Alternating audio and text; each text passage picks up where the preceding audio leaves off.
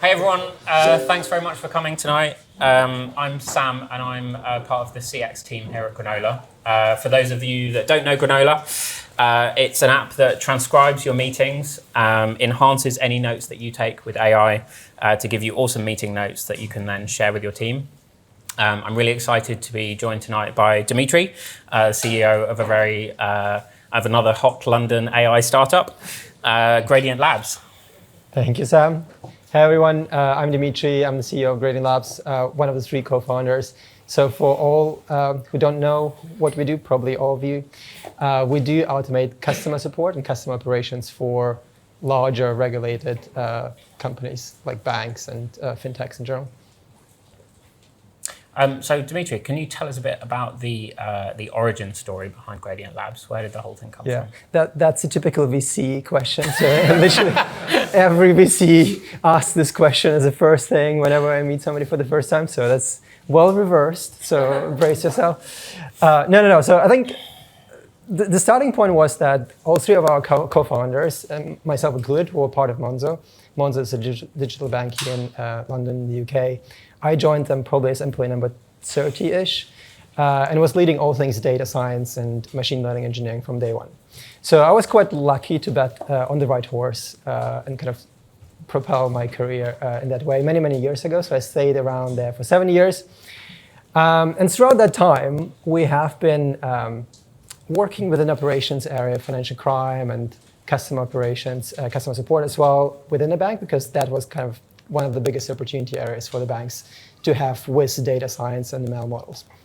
And so throughout that time, we kind of really understood the problem of how customer operations work in a larger company, how financial crime works, how customer support works, and so on, really firsthand. And I think fast forward 7 years or so, when GPT-4 came around, it really dawned on us that there will be a seismic shift in how companies operate on the customer support side and customer operation sides. So really the way the main mode of operation right now is like you write guidance or process how something's supposed to be solved and executed, and then you hire tons and tons of people to actually follow that guidance and execute it over and over again. Right? So that's kind of how all of customer ops, like in a very simplified way, works. And so the core idea that we had back then is that look, actually, almost all companies run support and customer ops like this, and sort of the common denominator are those SOPs, or standard operating procedures. And we said, why don't we let the companies keep that process? They know how to scale it, they know how to write those, they know how to use them to scale their business. And why don't we do exactly the same, but help them to execute those SOPs via AI? And as GPT-4 came around, it became quite obvious to us that, okay, for the first time, it actually became possible. With GPT 3.5, it was like probably, I would say not, but GPT-4 was kind of on par with junior, fresh grad style agents. And that's why I said, okay, this is a very big thing. We believe it will fundamentally change how companies will operate in 5 to 10 years. And we want to be at the forefront and kind of shaping that direction. Very long-winded answer, but as I said, it's well reversed. Every VC asked me that. So. No, that was great. So I have a confession to make. Yeah. For someone who works at an AI startup, I was quite an AI skeptic until, I would say, embarrassingly recently. Can you remember a particular example or the kind of moment when you realized that actually this is, we're kind of onto something here? Yeah. It's probably a bit pathetic as well, but I'm going to mention it anyway. I was quite late to the journey. I think it took me to GPT-4. So we're now measuring time in GPT-3, right? So everyone's familiar. It probably took me until GPT-4 to realize how powerful the technology will be. And the way I realized it, we actually went on vacation somewhere in Egypt. The brain slowed down. I was lying somewhere on the beach, was trying this thing. It's like, oh my God, that thing is freaking amazing. Like, it can do so much stuff. But the first idea was actually not automation of something valuable. It's like, oh my God, we can print infinite amount of T-shirts and sell them. So that was literally the first idea that we had. And we were lying on the beach with my partner. It's like, oh, let's try it out, actually. Yes, so that was the moment when I actually realized, okay, there's really something interesting to it. Obviously, we never followed up on this idea, but pretty soon after, because we were so deep in the space, and we were kind of very deep domain experts within operations, it became very, very clear that that's the area. Actually, we had a second idea as well. I believe kind of analytics and enterprise search space will be disrupted or is being disrupted as well. That was kind of the two contenders, but we felt like we just understand operations a lot deeper than anything else and would be able to kind of benefit from that in that space. Yeah, makes sense. And you spent kind of quite a while building the product before you launched it. What were some of the things that you learned during that kind of like pre-launch period? Yeah. I think, I'm not sure how it was with Granola actually. We took a slightly unconventional journey. So we got into YC, but then we didn't end up going there because we felt like they would force us to build something that we don't believe in. Because the YC model kind of works or worked always very differently. You kind of go there for 3 months, you build something very quickly, you iterate, you kind of launch, and you make your first, you earn your first money in those 3 months. And we took a very different route because we were aiming, or like all our background was in financial services, and we essentially said, okay, we need to build something that would be accepted by any bank. And how do you build AI agents that are actually accepted by any banks? And so we had essentially like 3 pillars to us. So it said, okay, if we can show that they can generate sufficiently or significantly better customer experience for their end customers, surely it would be a good thing, and we just need to prove it objectively versus the current human teams. So that was kind of criteria number 1. Criteria number 2 was if we can also show that those agents can perform at a much higher quality than the current teams. So that was criteria number 2. And then criteria number 3 was cost savings, essentially. And so we said we only can really launch those things with banks if we can show it's a no-brainer for the customer, for the regulator, and for the company's P&L. And that's why we essentially, for the first probably 14 months, obsessed about quality and obsessed about hitting that bar. And in a way, we built the product very differently than probably it would have been at YC. And the reason for that was essentially that we spent so much time, but we really knew what good looks like. Because we were domain expert in that space, we didn't need to ask somebody else, oh, is it good now? Is it good now to launch? We kind of knew, okay, it just feels silly. If you talk to it, it just feels stupid, like another chatbot. And so we really kind of iterated for 14 months before we launched. But then when we launched with the first customers, it literally blew their mind. It was like, oh my God, it's better than our best human agent on the support team. Not for everyone, but for 40% of our customers, the AI agent has a better CSAT than the best human on the team. And that kind of allowed us, and we only could get there because we kind of are obsessing about it for 14 months. It's potentially risky, maybe dumb, I don't know. But in hindsight, it was a good thing for us because we have built something that is clearly different from everyone else who kind of was trying to launch very quickly and iterate. And what we're finding now is that once you are in the trenches of scaling the company, you have lots of customers and kind of really have maybe 100 times more demands on you from all the different sides, it becomes really, really hard to break ground on achieving really kind of impressive stats or quality. So it becomes much harder later on. So in a way, I was quite happy that we did it upfront. Nice, thanks. And you mentioned that domain expertise. Did you ever sort of question that decision of whether to stay focused on fintech or whether to kind of go broader than that? Or was it kind of a no-brainer for you? Yeah, it's interesting. Actually, when we started, we didn't decide to do it for fintechs. Okay. So we had the fintech background, but then we launched, and the first 10 customers were all literally fintechs. And we're like, wait a second, something is weird here. So we didn't advertise it on our webpage, so just like generic conversational AI. But literally all the 10 customers were fintechs. Probably also biased by our network, because we work at Monzo and all people we knew who were fintechs. And that's when it kind of doubled down on us that we really need to double down on that vertical, because you can really create a significant momentum if you focus on a particular industry, because you can sort of create much tighter brand awareness, because fintech has actually a very tight community in London. They're like well-matured publications, and you can work with them. And so you can do stuff a lot more effectively. But also fintechs are very different from everyone else. And we were not the first mover to the market in general, because they're like players. I'm not sure whether you guys know like Decagon or Sierra. Those are like larger US companies, and they're more horizontal. But really, to compete against them, we needed to pick our vertical, and naturally, obviously, we did what what we know best. It was quite a good decision in hindsight. After we have kind of specialized and announced it and kind of created this positioning and storyline, it really kind of started to resonate with potential customers. Yeah, cool. And I read a blog a while ago that you or someone on the team wrote about going back to that point around the kind of human versus AI, whether or not to disclose to customers that they're speaking to an AI. For those that haven't read the blog, could you kind of expand on that a little bit? And I'd be interested to know if you've noticed any kind of nuances or changes there kind of over time with your customers or kind of between different customers. Yeah. So just for context, probably 50% of our customers do disclose that it's an AI agent, and 50% essentially give it a human name. There is EU AI Act regulation that's coming out, like, I think next year or whenever it becomes effective, which essentially will force you to disclose it's an AI assistant. But right now it's not the case. Right now you can do that. But we see significantly different results. So all of those companies who actually don't disclose that it's an AI agent see significantly better CSAT. And the reason for that is just like, people are like, why? Like, how can it be better than a human? It's just like various factors, but just to name a few. Some companies are really complex and you need to be able to know and adjust lots of different information points, like different areas of the companies.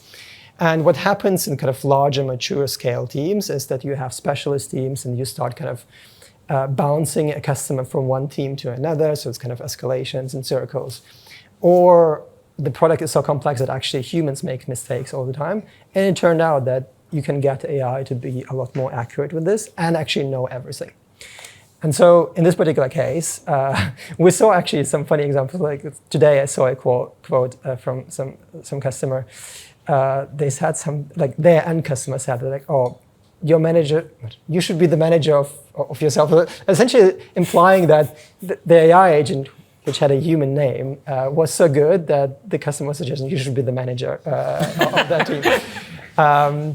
But also, like, because we get those replies sometimes from our customers, they send us screenshots. They're literally like things like, oh my God, you're the best agent I've ever talked to on the support team. And they didn't know it. They didn't know it's AI behind it, but you literally get like lots of customer responses like that. And you get a lot less like, oh, talk to a human straight away without actually explaining what your issue is. Yeah. And you mentioned some of your early customers really had that kind of mind-blown moment when they saw what the agent could do.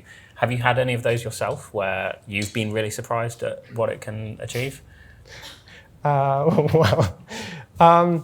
think there were lots of moments, but we have this Slack channel which is called Glap's Love. I mean, I'm sure every company has some sort of flavor of this, and we essentially like post like good or surprising outcomes where like literally end customers are mind blown, like how good something was. I was surprised. Like I actually made a LinkedIn post at some point, like way ago. Like somebody were testing Gen Z slang on our agents. I can't replicate it. I'm not going to try. I'm not going to embarrass myself. But if you are really interested, you can find that LinkedIn post.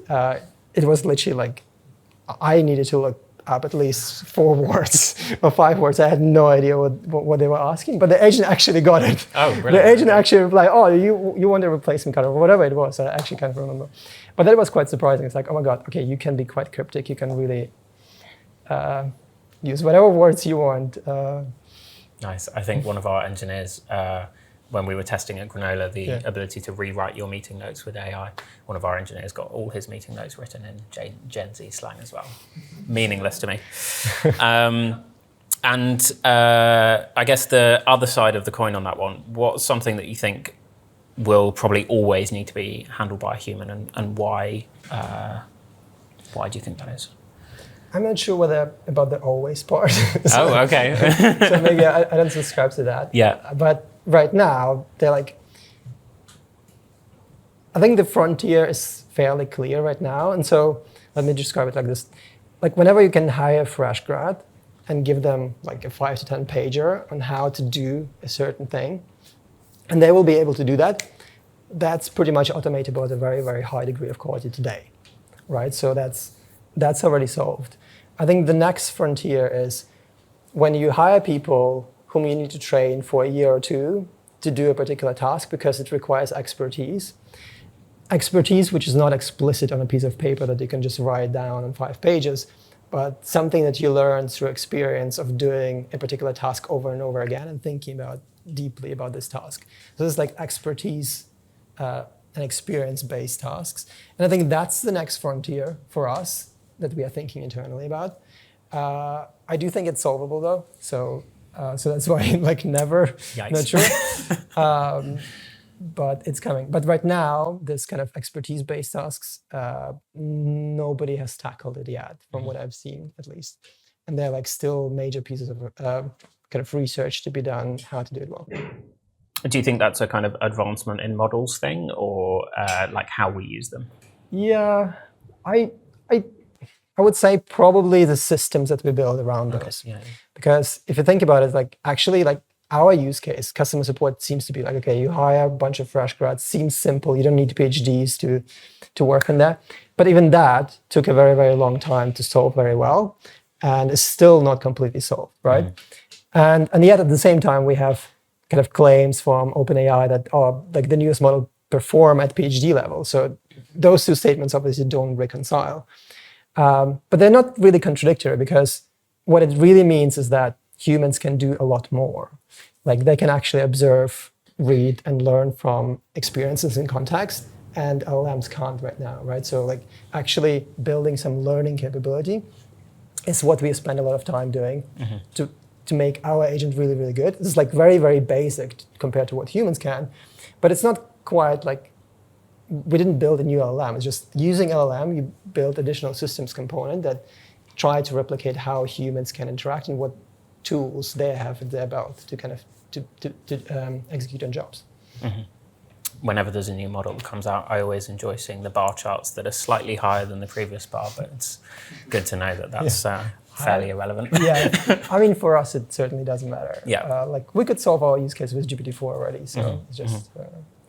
And so thinking about some of the customers you have, I think a lot of people, myself included, would probably assume that fintechs would be quite slow to adopt new technologies.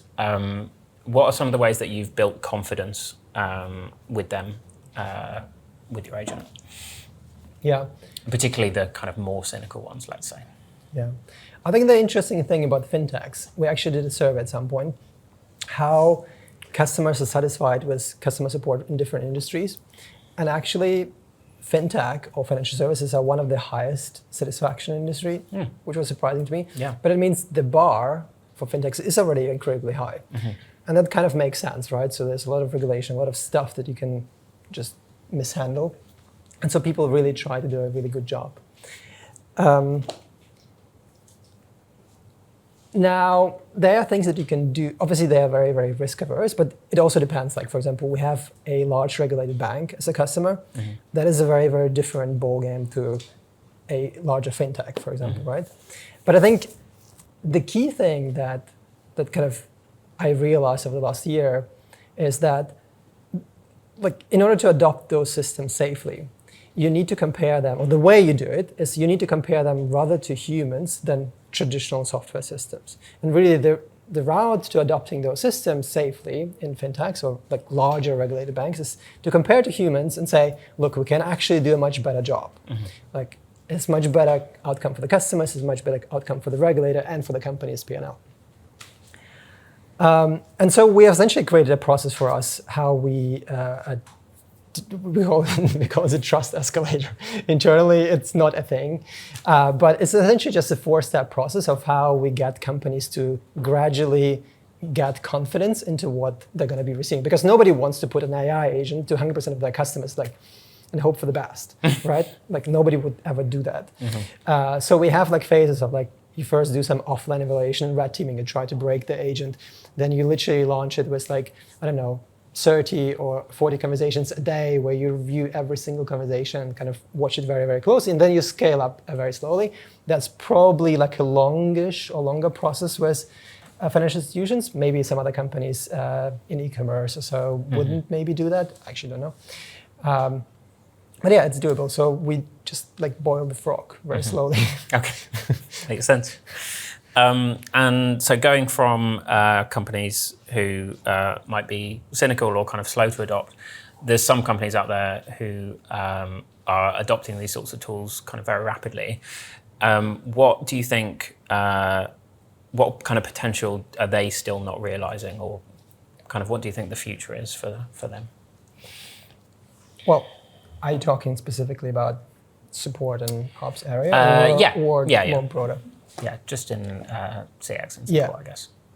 Yeah, I think generally like we're surprisingly far away from really good kind of results in a sense of most of the stuff that we are seeing is that companies automating maybe 40 to 50% of their CX. Okay.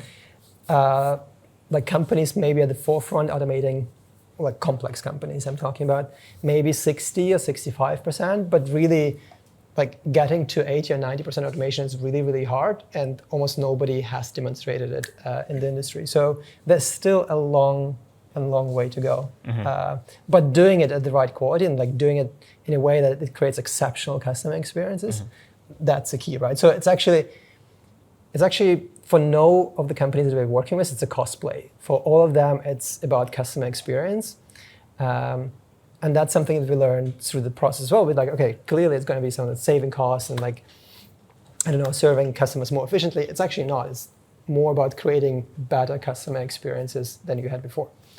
And that's what the primary motivation is for most companies, which was a surprise for me. Yeah. Well, I mean, kind of makes sense. I mean, as someone who works in CX, it's kind of painful to kind of go through a process of a customer like not receiving great support. So completely understand that. And what are some of the barriers you think for getting to that kind of 80 to 90% at the moment? Oof, I don't want to bore people too much with the technical details. It's actually like a longer implementation process because you essentially, what you need for that, you need to integrate a bunch of data points. You kind of need to be able to perform actions. But in the end, everything boils down to writing down those SOPs, standard operating procedures. That's how businesses operate. And so the process is very repetitive and clear, right? So you write down SOP how to handle card replacement if you contact your bank and say, hey, I've lost my card. And then you build a bunch of tools that the AI agent can actually action on that card replacement, because from the get-go, obviously, it would not maybe have details about your card. It would not have a button to click to reorder your card. And so actually building those APIs and writing down the SOPs is what it takes. But it's really, like in order to get to 90%, you need maybe 100 SOPs, right? And if it takes you 2 weeks to write one, then you can 2 weeks times 100 is many, many weeks. And so that's why the process is actually quite hard. And nobody really got to it yet. Okay, so it's much less about the technology and more about investing the actual time, investing. But you could say, for example, like surely there must be something to do it much more effectively and better and faster, right? So I think that's... I hope so. that would be a fair challenge. Yeah. And kind of in general, for any CX leaders who are kind of thinking about adopting a tool like yours, what advice would you give them other than contacting you for a demo? The advice is like the interesting thing about the AI tools, especially like those more complicated ones, is it's very difficult to evaluate them on like a tabletop exercise, right? So you kind of see, okay, do they do voice? Do they do X and Y and Z, different channels? And all the vendors or all the companies you will evaluate, they were like, okay, they tick all the boxes. And that's the difficulty, right? So it's like, okay, how do you actually know what to use? It's actually the problem with all the AI tools. Like, I'm sure you guys have experienced it as well. It's like you want to do something and then you try a bunch of tools, but it's very hard to see upfront, will it work or not? And that's because you need to experience AI in order to see whether it will work for you or not. And that's the biggest kind of difference to a previous way of building software. You could actually kind of see how it works, how the UI is, and like, okay, it's like it solves my purposes need. With AI, you need to experience it. And now, how do you experience AI? Like now, I feel it's actually quite difficult because you need to implement it almost like in a live stage, let it talk to your customers, and then you realize, oh my God, it's actually pretty good. And so in our case, for example, our sales motion, so we are like a sales motion companies where we don't have a product that you can try. We have a sales team that needs to work with you. And our goal is always to get customers to a live POC. And when we get them to a live POC, then it's typically like very, very clear what solution to go with, because they kind of see one solution, second solution by the side, and can compare it. And that's kind of the experience aspect of AI. And I think all AI products have that. I think so, yeah. We get a bunch of questions. What makes Granola different to the other meeting note takers out there? And we're like, just try it. Just try it. Yeah. Well, yeah. Yeah. You mentioned on LinkedIn that people could come tonight and grill you about grilling. Oh. Are we talking charcoal or gas? Oh, charcoal, please. Okay. Hello. Thank God for that. What's your favorite barbecue recipe to cook at the moment? At the moment, I find it quite convenient, because if you put something like a slow cook, I don't know, some meats, I don't know, short ribs, you can just put them in the morning, wait for 7 hours or 8 hours, and then when the guests arrive, you actually don't need to hassle and like do stuff. That feels quite convenient to me. So nice. that became like a favorite thing to do. But it's also just very impressive. People are literally impressed, like, oh my God, this tastes really, really good, because it's slow cooked meat. Yeah.